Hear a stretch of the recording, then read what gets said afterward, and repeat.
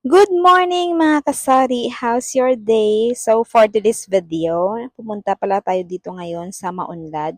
Bumili tayo ng mga wala sa ating tindahan, gaya ng mga suklay na ang brand niya ay Spring Made.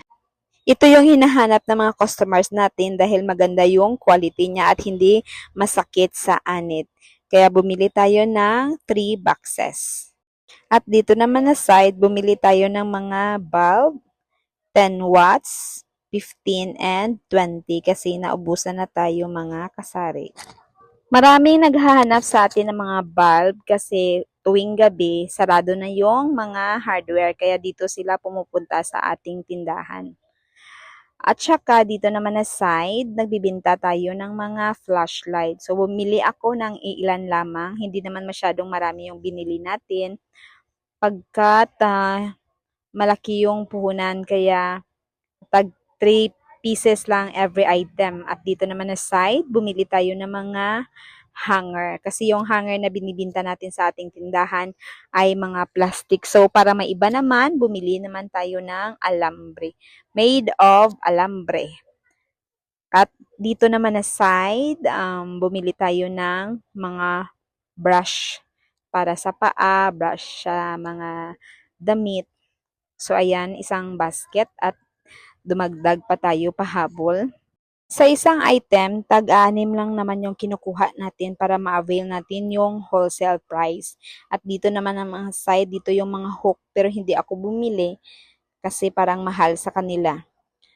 At another na ano naman, hanger yung dinagdag natin at saka dito na side naman ang mga brown supot. So, binibili ng mga customer natin is number 1 and number 2 na brown supot.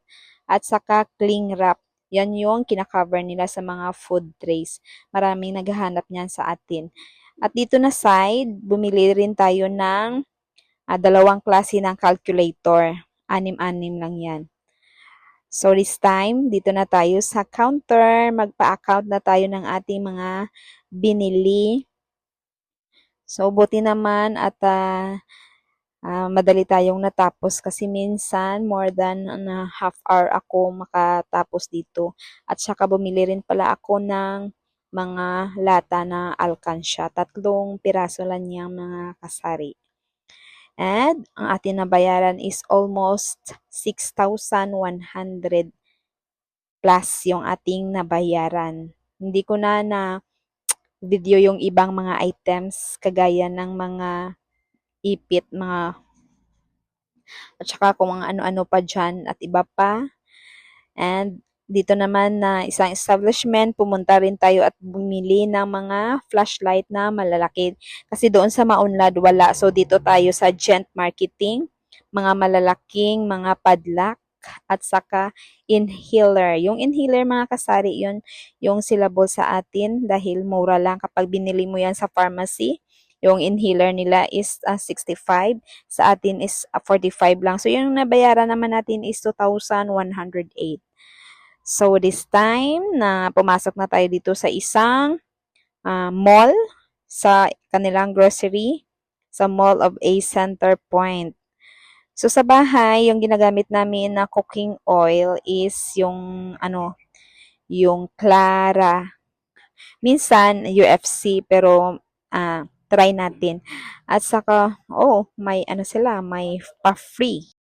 Kapag bumili ka ng 2 pack ng Magic Sarap, may free silang food keeper. So, kumuha tayo ng 4 na piraso ng Magic Sarap para 4 na pack para may 4 din tayong food keeper. At saka yung kanilang Magic Sarap na ito, 11.50 lang for 3.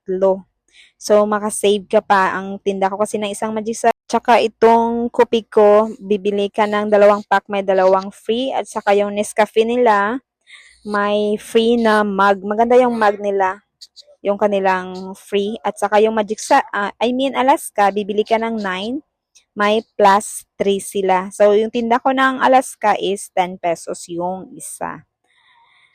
Okay, nandito na tayo sa counter. Magbabayad na tayo.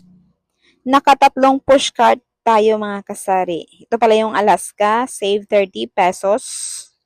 So, yung nabayaran natin is 17,002 pesos lahat-lahat. I think siguro mga 6 na carton. 2 carton ng mineral na Nature Spring. So, ayun, lalabas na tayo dahil tapos na tayong magpa-counter.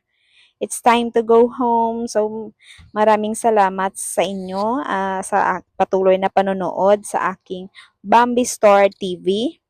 At saka salamat na din sa kay Manong Guard sa isang traffic aid na tumulong sa buhat ng ating mga dalahin.